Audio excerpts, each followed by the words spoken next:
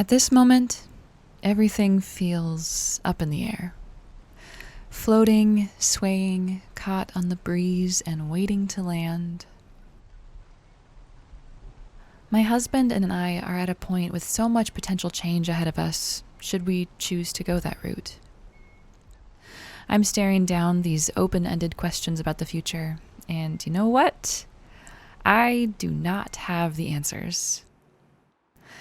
I don't have it all figured out, but maybe, for the first time even, that feels exciting more so than worrying.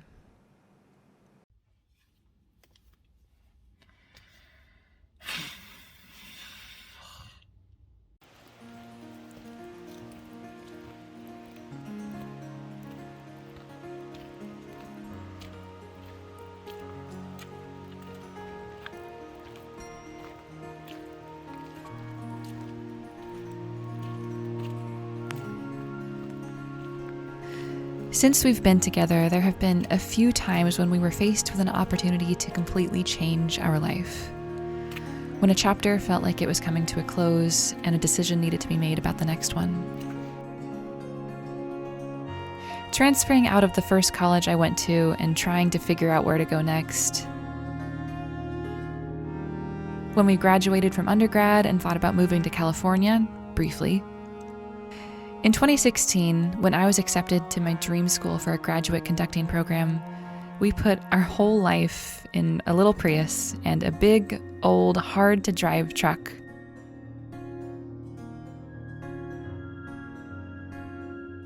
Moving to a state entirely new to us, an apartment unseen, and a huge change in the trajectory of my life.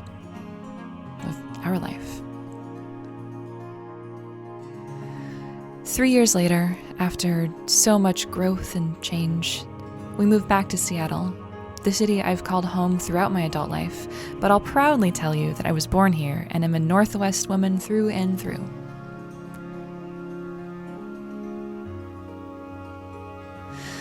I love this region in a way that's not always easy to put into words, but the closest I can get is saying that this is the place my soul is made out of.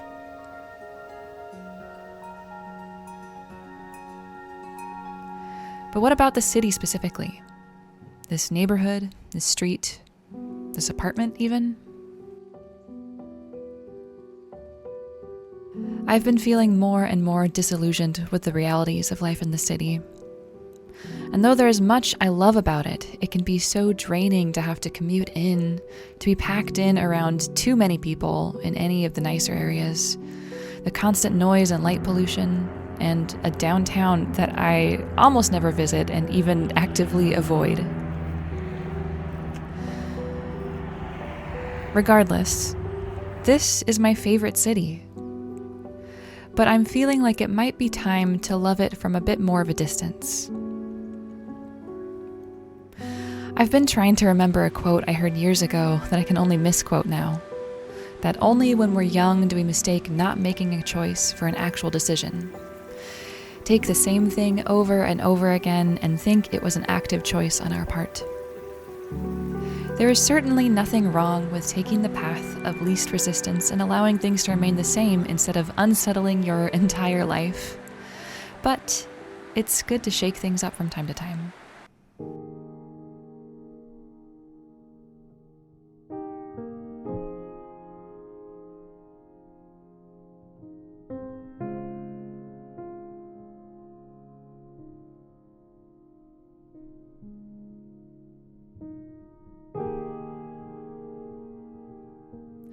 Our past big shakeups were all due to education. But now maybe it's time to look at what we want and change things not because we have to, but because we want to.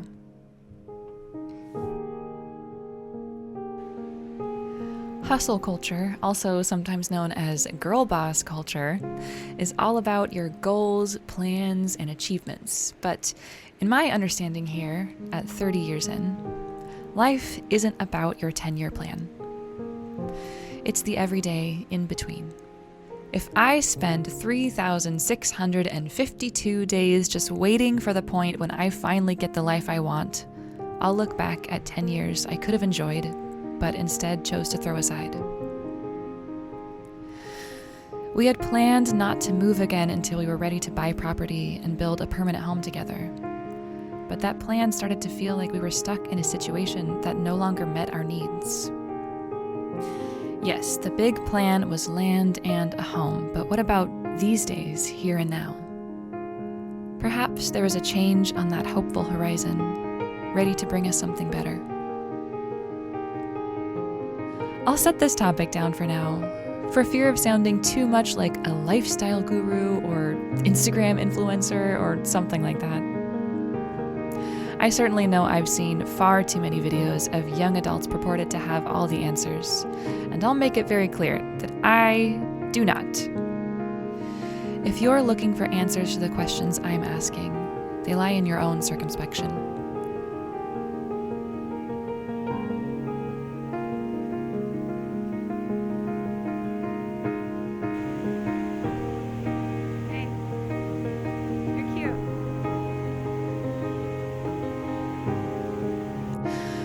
Over the last 2 weeks, we've been taking a lot of walks and hikes, talking about all these changes that have yet to fall into their place.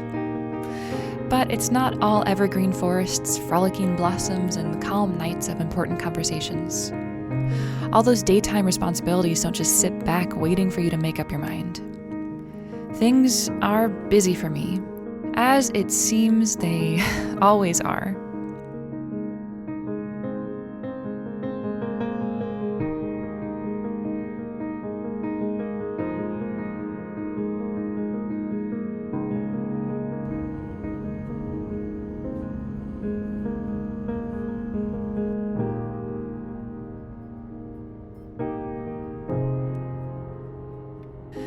This month, it's the conflux of these potential moving plans with the fundraising campaign for my next album, which will be running through April 13th.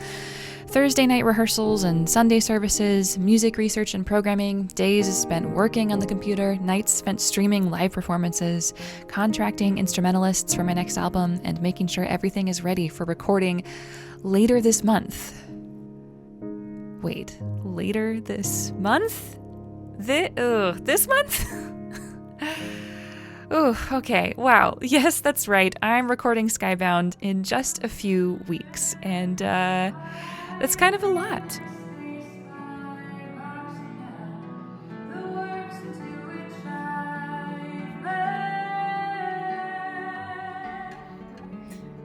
It's Sunday, and it's been another very busy weekend. I feel like all the weekends are busy, especially if I'm trying to get out and hike, because that has to be on Saturday, and I always work Sunday mornings and I always work Saturday nights. Today we're busy because we're prepping for a concert that I'm playing this Friday that I'm doing as part of a fundraiser in connection to the Kickstarter that I'm doing for the Skybound album.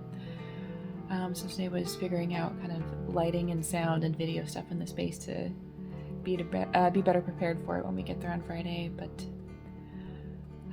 it's been busy, and just tonight I decided I wanted to record some more piano music so I can use that in the background of some of my videos, so I don't have to use the YouTube supplied piano music that everybody uses. But yeah, we were just recording. Also, I'm lit purple because it's my hand.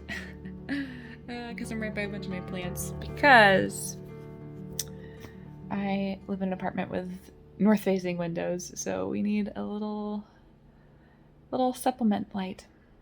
But anyways, here I am. I'm doing music, and I'm tired, and I'm really excited for this Kickstarter to be fully funded in the next 10 days. In the next 10 days, that's kind of scary because we're recording like 2 weeks after that, a week after that maybe. And just amazing and a little spooky how quickly that's sneaking up, but that means that Skybound is going to be real sounds that I can listen to like within the next 2 months. So I'm very excited, but it's just another situation of like I'm putting all of myself kind of out on the line, just hoping that people like the stuff I'm doing. I guess anyone that makes any sort of creative products, whether that be like performing arts or visual arts or craft sort of things, I can understand what that's like. So that's what's going on. That's what's going on this weekend. Maybe I'll sleep tomorrow.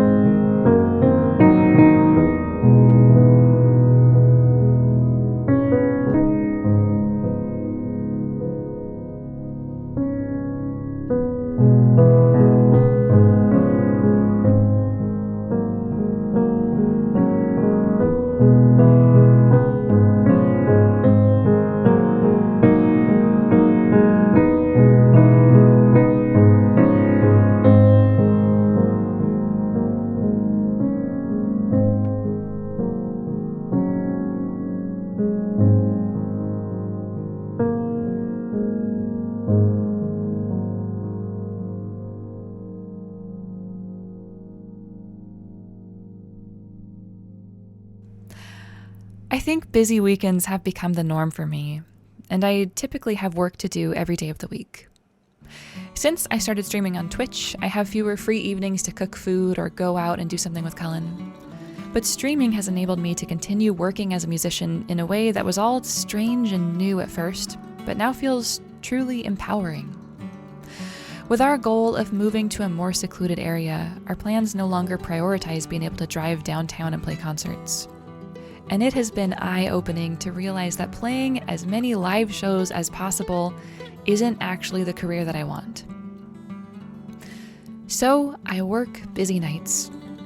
But I do it at home, often with a good cocktail, with more people watching me than ever came to any live shows of mine. And what soul-nourishing work it is to play my music for people who love my songs, who come back time and time again to hear me play.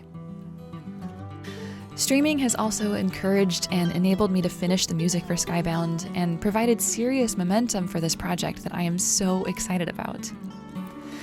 Yes, I am busy all the time, but it's hard to be anything but grateful for this new type of work that I never would have foreseen for my career.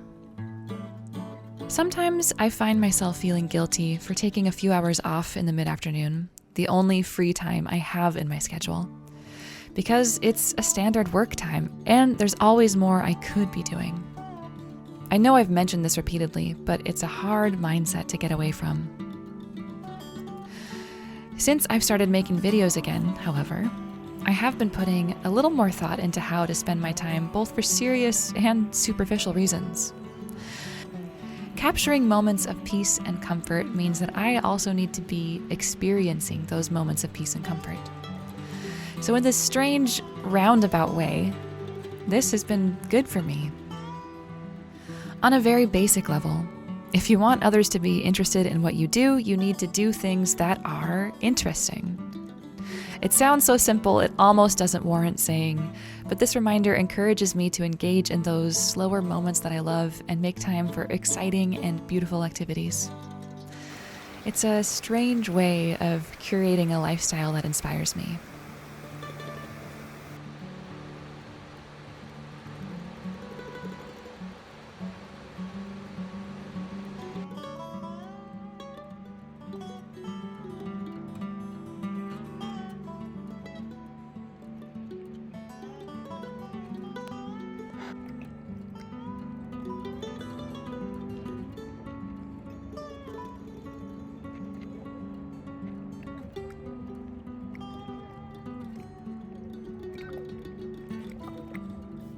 We're at the grocery store and we picked up this cake because tomorrow is my 1-year stream anniversary. 1 year of streaming on Twitch, which is good and fun and exciting. So we decided we're gonna have cake and champagne, and that's for tomorrow. But I'm gonna eat it tonight. Don't tell. It's so good. So good. What is that? You said so good. It's like the song. So good. So good. Okay. I got ice cream. That's not that.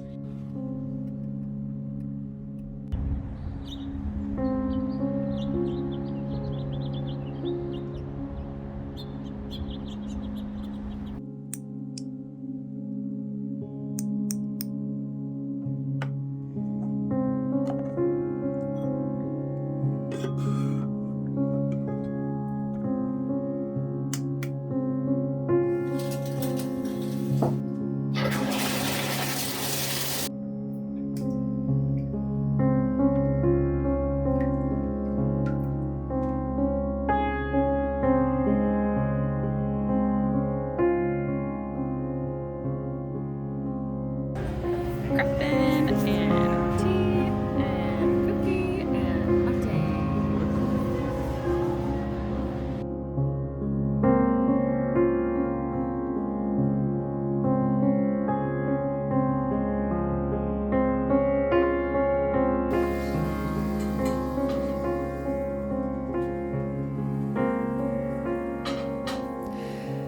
We've still got a lot weighing on our minds, and I don't know what life will look like next year. But I do know I'll still be a performing musician in whatever new form that happens to take. God willing, I'll still have a beloved partner at my side and a cat in my lap. You snug? A year from now, I hope to be greeting the return of my favorite season as it melts its way across a beautiful land, new and unknown to my eyes. What could be sweeter than watching spring return to a land you love? A year from now, many more choices will have been made, and we will be closer to some of those 10-year plans. But, like I said, it's really more about how we spend these days.